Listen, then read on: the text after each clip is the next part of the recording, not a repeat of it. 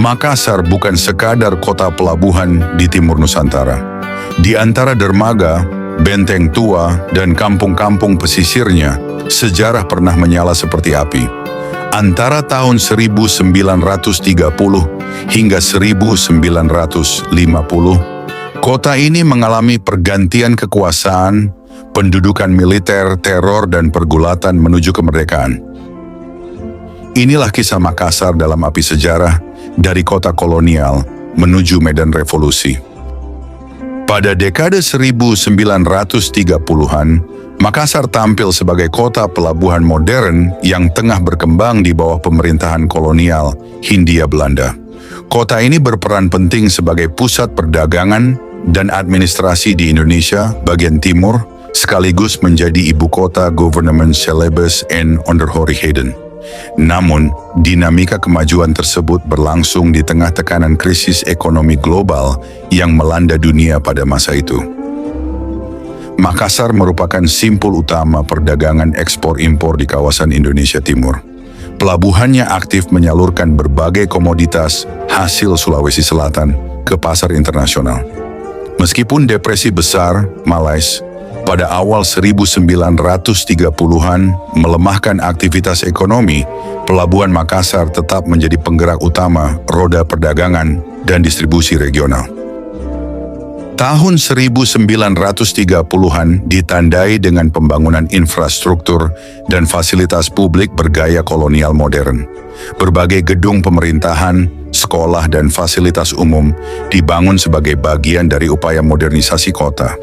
Salah satu contohnya adalah berdirinya sekolah-sekolah modern, diantaranya Sekolah Loen Jitong, yang kelak dikenal sebagai SMPE Negeri 5 Makassar, termasuk Quack School for Inlandse Scheppelingen, The Makassar, atau gedung sekolah sebagai tempat pelatihan untuk pelaut pribumi di Makassar.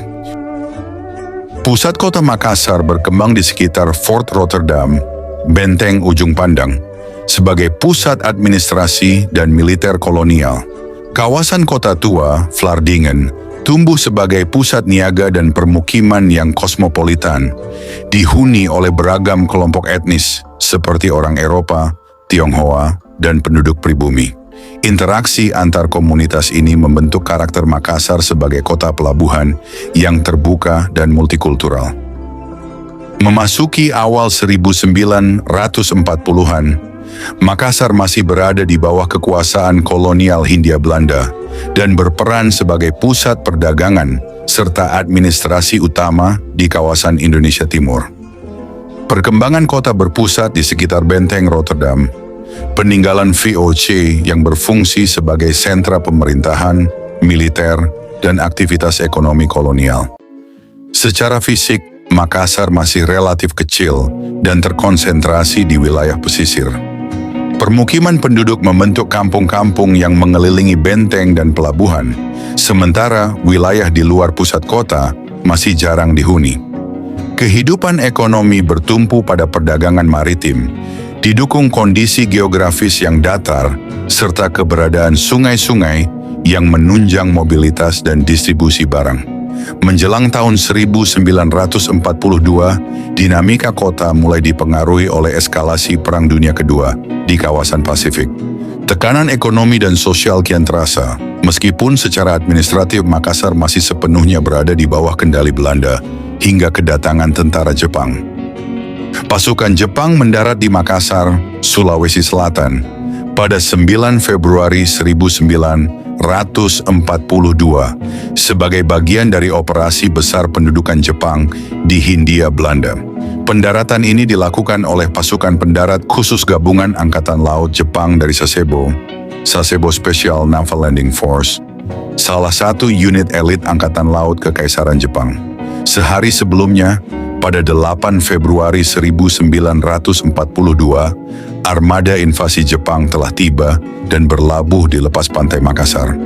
Kehadiran armada ini menandai fase akhir upaya Jepang untuk merebut kota pelabuhan strategis tersebut, yang sejak lama menjadi pusat perdagangan, militer, dan pemerintahan kolonial Belanda di Indonesia bagian timur.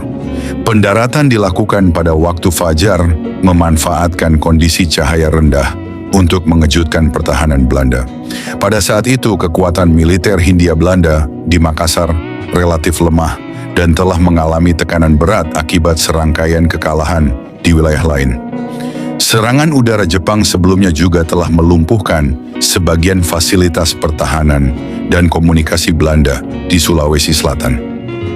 Dalam waktu singkat, Makassar jatuh ke tangan Jepang, menandai berakhirnya kekuasaan kolonial Belanda di wilayah tersebut.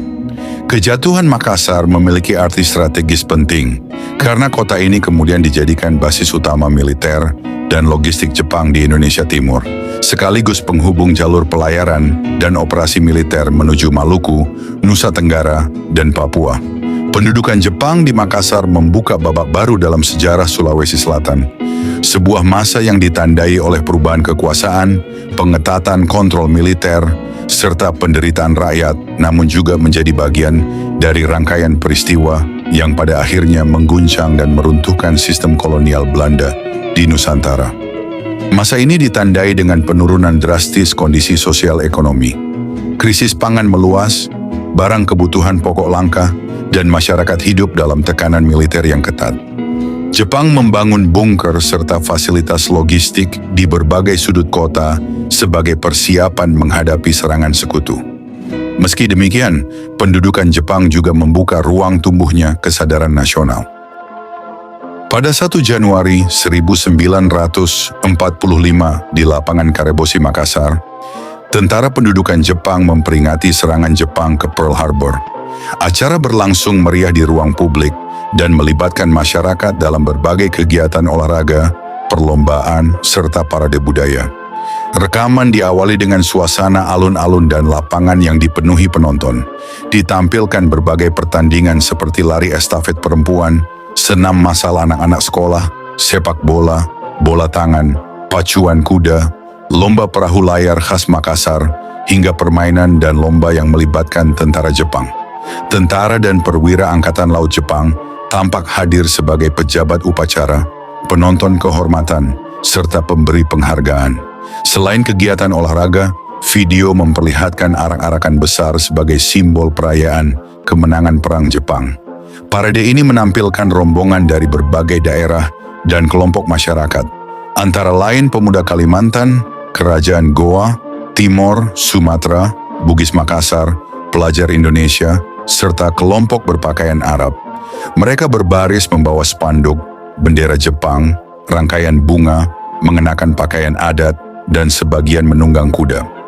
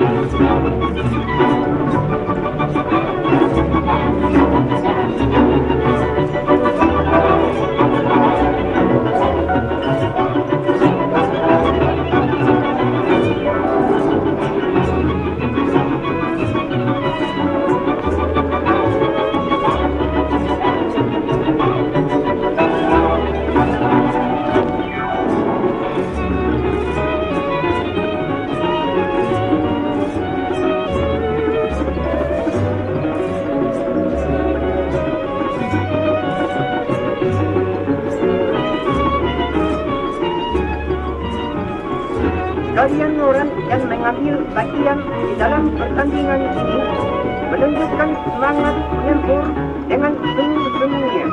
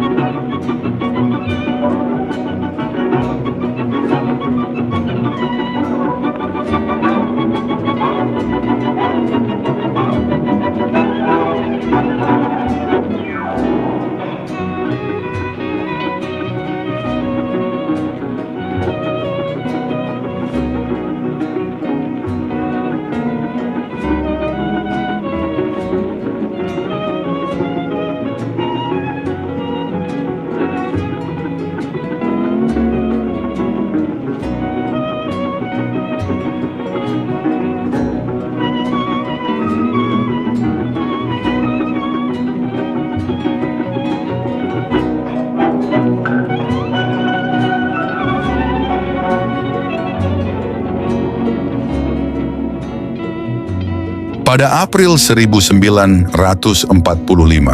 Perang Dunia Kedua memasuki babak akhir. Jepang mulai terdesak di berbagai front dan di seluruh Nusantara, suasana batin rakyat Indonesia berada di titik yang genting antara harapan dan ketidakpastian. Di tengah situasi itulah Soekarno menginjakkan kaki di Makassar. Kunjungan ini berlangsung sekitar 1 minggu. Secara resmi ia datang sebagai tokoh utama yang dipercaya Jepang untuk membangkitkan dukungan rakyat bagi Perang Asia Timur Raya. Namun bagi rakyat Makassar dan bagi Soekarno sendiri, kunjungan ini memiliki makna yang jauh lebih dalam. Di kota pelabuhan yang menjadi jantung Indonesia Timur itu, Soekarno berdiri di hadapan rakyat. Pidato-pidatonya terdengar resmi, penuh istilah yang disukai penguasa militer Jepang. Namun di balik kata-kata itu, rakyat menangkap pesan lain, pesan tentang persatuan, tentang harga diri sebagai bangsa, dan tentang kemerdekaan yang semakin dekat. Soekarno berbicara tentang kekuatan rakyat, tentang pentingnya persatuan, tentang Indonesia yang berdiri di atas kaki sendiri. Bagi banyak orang Makassar ini bukan pidato, ini adalah isyarat. Selain berpidato di hadapan massa, Soekarno juga melakukan pertemuan dengan para tokoh lokal, bangsawan Bugis Makassar, ulama, pemuda, dan elit birokrasi. Dalam pertemuan-pertemuan yang lebih tertutup, ia menekankan satu hal penting. Indonesia harus siap secara mental, organisatoris, dan politik menyambut kemerdekaan. Makassar bukan wilayah pinggiran. Makassar adalah kunci Indonesia Timur. Melalui kunjungan ini, Soekarno ingin memastikan bahwa rakyat Sulawesi Selatan merasa menjadi bagian penuh dari cita-cita Indonesia merdeka. Bukan sekadar penonton dari kejauhan, ia juga sempat ziarah ke makam Pangerang Diponegoro. Selain itu meninjau dan memberi arahan kepada organisasi-organisasi bentukan Jepang seperti Putra dan Barisan Pemuda. Meski berada di bawah pengawasan ketat, Soekarno memanfaatkan ruang sempit itu untuk menanamkan nasionalisme, menyiapkan kader, dan membangun kesadaran kebangsaan. Ketika Soekarno meninggalkan Makassar, ia tidak membawa senjata. Ia tidak memimpin pertempuran, namun ia meninggalkan sesuatu yang jauh lebih kuat, keyakinan. Keyakinan bahwa penjajahan akan berakhir. Keyakinan bahwa Indonesia merdeka bukan mimpi. Dan keyakinan bahwa Makassar dan Indonesia Timur akan berdiri sejajar dalam republik yang segera lahir. Beberapa bulan kemudian, proklamasi kemerdekaan dikumandangkan, dan semangat yang pernah dinyalakan Soekarno di Makassar, April 1945 menjelma menjadi api perlawanan rakyat Sulawesi Selatan menghadapi kembalinya kolonialisme. Inilah kisah singkat tentang sebuah kunjungan, bukan kunjungan biasa, melainkan kunjungan yang menyalakan sejarah. Ketika Jepang menyerah kepada sekutu pada 15 Agustus 1945, Makassar memasuki fase kekosongan kekuasaan. Aparat Jepang masih memegang kendali administratif, namun kehilangan legitimasi politik. Berita proklamasi kemerdekaan Indonesia pada 17 Agustus 1945 baru tiba di Makassar beberapa waktu kemudian. Meski terlambat, kabar ini disambut antusias oleh pemuda, tokoh masyarakat, dan mantan anggota organisasi bentukan Jepang. Bendera merah putih dikibarkan, laskar-laskar rakyat dibentuk, dan simbol-simbol kekuasaan Jepang mulai diambil alih secara hati-hati untuk menghindari bentrokan bersenjata. Situasi berubah drastis pada September 1945 ketika pasukan sekutu didominasi tentara Australia mendarat di Makassar dengan mandat melucuti Jepang dan menjaga keamanan. Bersamaan dengan itu, Netherlands Indies Civil Administration, NICA, ikut masuk dengan tujuan memulihkan kekuasaan kolonial Belanda. Di bawah pimpinan H.F. Brun, NICA membangun kembali struktur pemerintahan kolonial, memicu ketegangan tajam dengan kelompok pro-republik. Makassar pun menjadi salah satu pusat perlawanan di Indonesia Timur.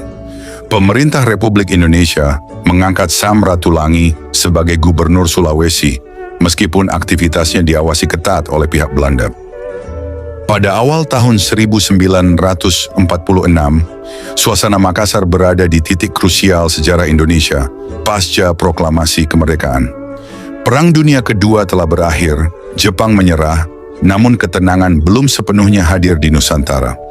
Di balik barisan rapi dan bendera yang berkibar, masa depan Makassar masih jauh dari kata pasti. Dalam rekaman ini, kita menyaksikan kedatangan Brigade Infanteri India ke-80, bagian dari pasukan sekutu, yang tiba di Makassar untuk mengambil alih tanggung jawab keamanan dari pasukan Australia. Kehadiran mereka sekaligus membuka jalan bagi kembalinya administrasi sipil Belanda melalui NICA. Gambar pertama diambil pada 31 Januari 1946 dari atas kapal pengangkut pasukan HHMT Orduna. Kamera mengarah ke bawah memperlihatkan prajurit batalion ke-4 Resimen Dogra ke-17 menuruni tangga kapal menuju kapal pendaratan. Kapal pendaratan digunakan karena pelabuhan Makassar saat itu belum cukup dalam untuk disandari kapal besar. Di sela-sela pendaratan, terlihat interaksi antara seorang perwira bintara Inggris, tercatat bernama K.L. Russell, dengan seorang polisi militer Australia. Adegan singkat ini menggambarkan transisi kekuasaan militer yang sedang berlangsung di Hindia Belanda. Rekaman kemudian berlanjut ke 2 Februari 1946, sekitar pukul 10 pagi. Kamera menyorot warga sipil Makassar yang berkumpul di lapangan parade, menyaksikan upacara serah terima pasukan. Pasukan Australia memberi hormat, disusul pasukan India dari Batalion ke-4 Resimen Dogra ke-17. Bendera Union Jack dikibarkan, menandai otoritas sekutu yang masih berkuasa. Upacara ini dipimpin oleh Brigadir Taunton, Komandan Brigade Infanteri India ke-80. Setelah prosesi resmi, unit-unit pasukan mulai berbaris meninggalkan lapangan paradi.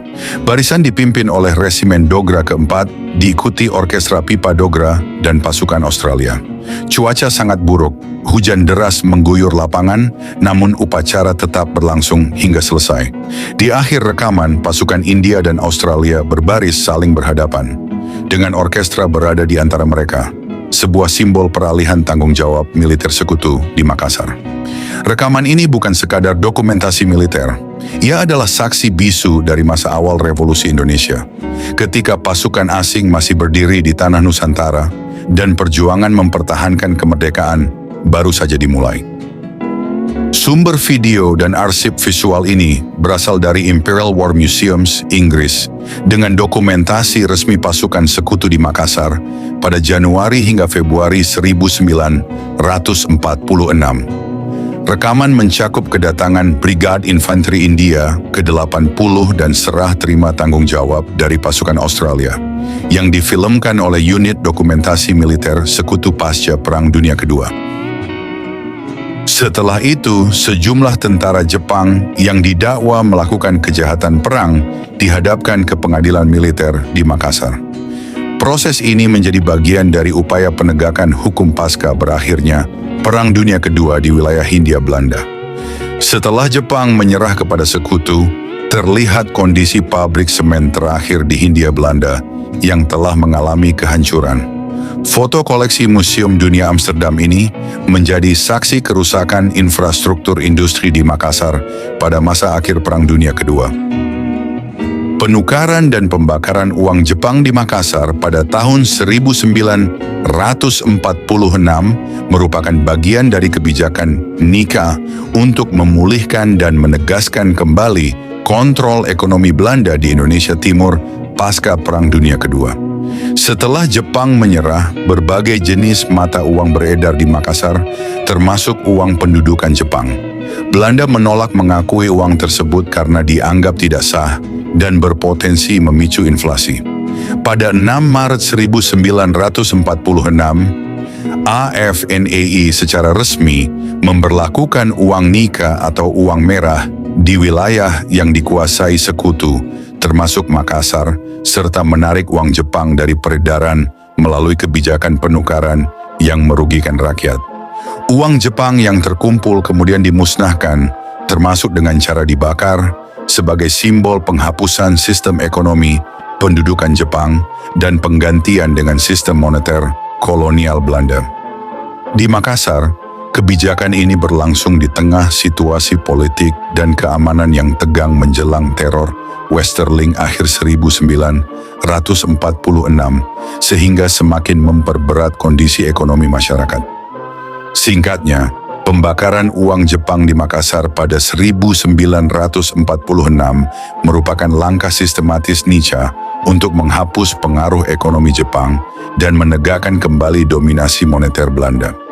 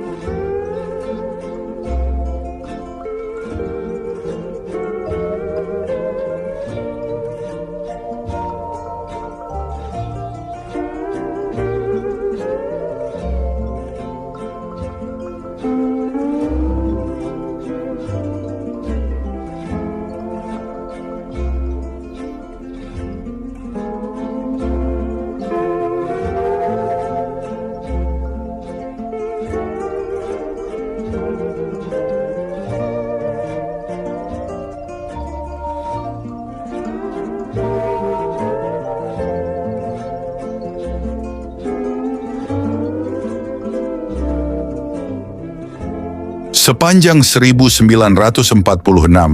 Belanda memperkuat cengkeraman militernya di Sulawesi Selatan. Perlawanan rakyat berkembang dalam bentuk gerilya, baik di sekitar Makassar maupun di daerah pedalaman. Sebagai respons, Belanda melancarkan operasi penertiban yang disertai tindakan represif. Pada 5 April 1946, sejumlah tokoh penting Republik, termasuk Sam Ratulangi, ditangkap dan diasingkan untuk melumpuhkan kepemimpinan politik nasionalis. Situasi semakin memburuk ketika pada Desember 1946 pasukan khusus Depot Special Truppen DST di bawah Kapten Raymond Westerling tiba di Makassar. Operasi mereka ditandai eksekusi tanpa pengadilan, teror massal, dan intimidasi terhadap penduduk sipil. Pada saat yang sama, Belanda mendorong pembentukan Negara Indonesia Timur NIT, melalui konferensi Malino sebagai bagian dari strategi federalisme.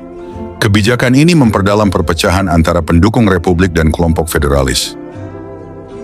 Pada Desember 1946, terjadi kebakaran di kota Makassar yang menghanguskan sejumlah bangunan.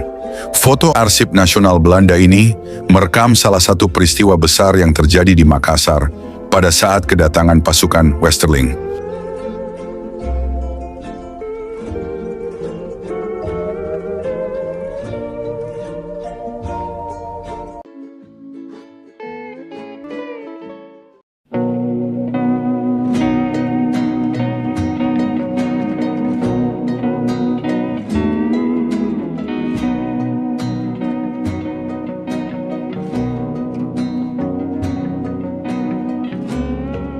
Sekitar tahun 1946, para pejabat kolonial tiba di Sungguh Minasa untuk menghadiri penandatanganan Korte Verklaring oleh Raja Gowa, sebuah pernyataan politik yang menandai pengakuan kekuasaan pemerintah kolonial Belanda atas kerajaan-kerajaan lokal.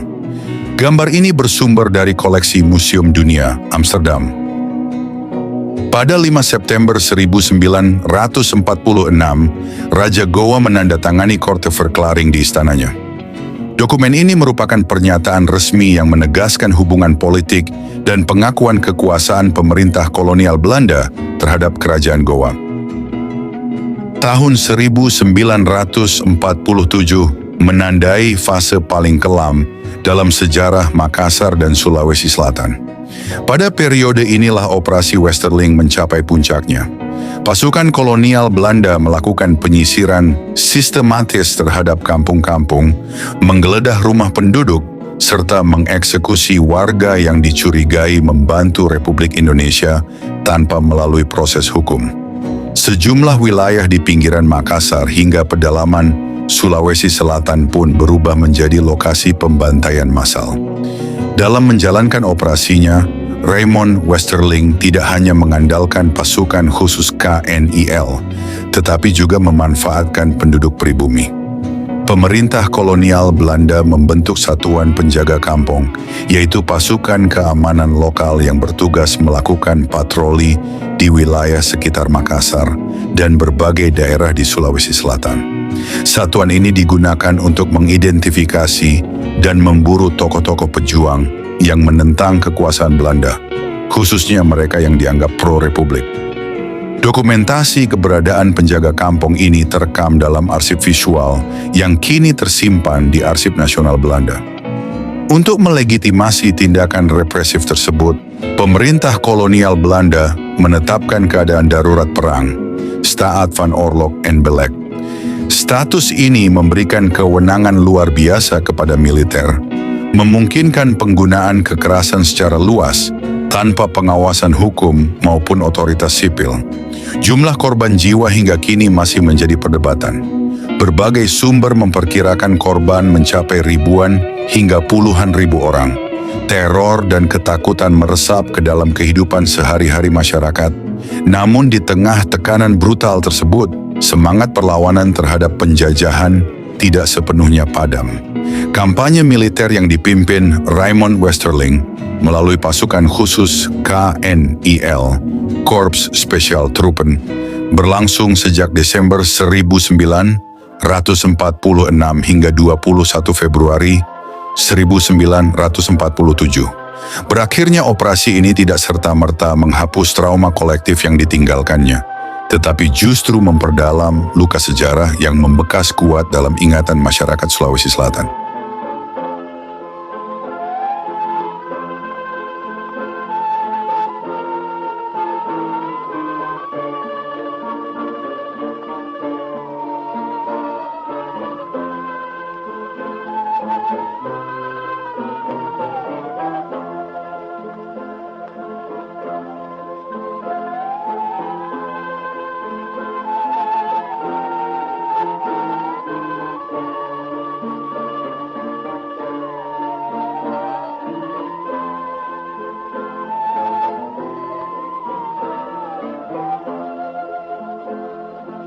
Pada tahun 1947, terekam suasana kehidupan warga di sebuah kampung di wilayah sekitar Makassar, Sulawesi Selatan.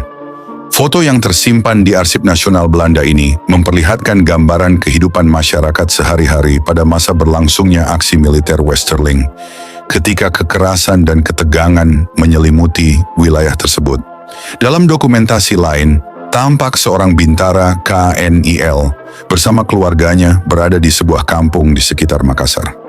Foto ini menggambarkan kehidupan sehari-hari personel militer kolonial Belanda beserta keluarga mereka yang hidup berdampingan dengan masyarakat lokal di tengah situasi konflik yang belum mereda.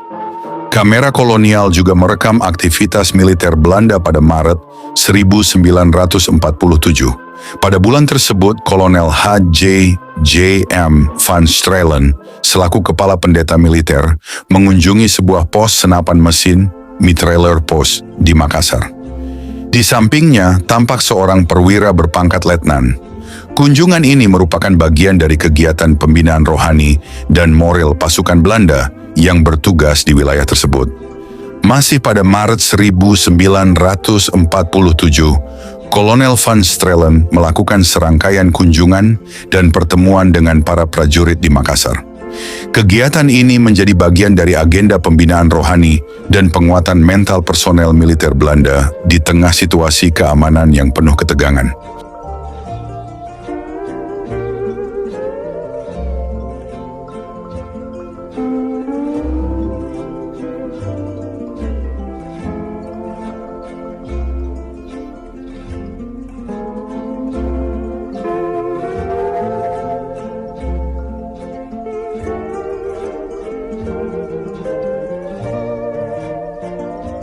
Beberapa bulan kemudian, tepatnya pada 7 Mei 1947, Jenderal H.J. Krulz tiba di Makassar dalam rangka kunjungan inspeksi ke wilayah Indonesia. Setibanya di lapangan terbang, ia disambut oleh Letnan Kolonel Brimauer. Dokumentasi kedatangan ini juga tersimpan dalam Arsip Nasional Belanda, menjadi catatan visual penting dari kehadiran pucuk pimpinan militer Belanda di Makassar pasca operasi militer besar. Makassar dikenal sebagai kota pelabuhan yang sejak lama menjadi pusat aktivitas maritim dan perdagangan.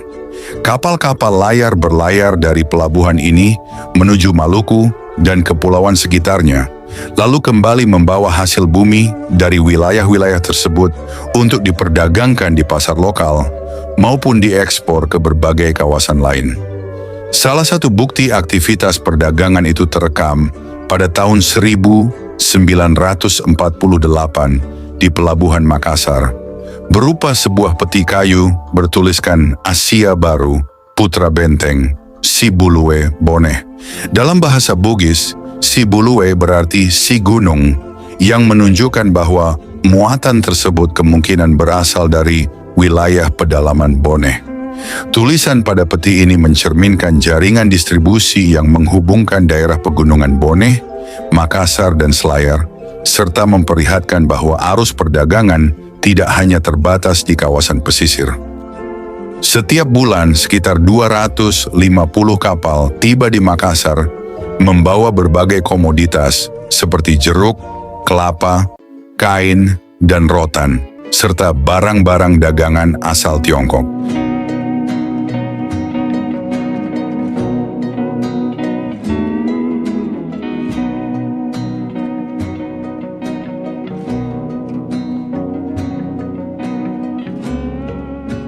Di pasar-pasar kota, beragam produk diperjualbelikan, termasuk jasa dokter gigi Tionghoa yang menawarkan pembuatan gigi palsu. Aktivitas ekonomi ini menunjukkan kehidupan kota yang kembali bergerak setelah masa perang. Namun jejak kehancuran masih terlihat jelas. Reruntuhan rumah-rumah dagang, terutama di kawasan pecinan, menjadi bukti dampak pengeboman yang terjadi sebelumnya. Meski demikian, proses rekonstruksi berlangsung cepat. Dalam waktu kurang dari 1 tahun, puing-puing tersebut digantikan oleh bangunan-bangunan bertingkat dan gedung perkantoran. Makassar kembali berfungsi sebagai kota pelabuhan dengan fasilitas perdagangan yang memadai. Sejak 24 Desember 1946,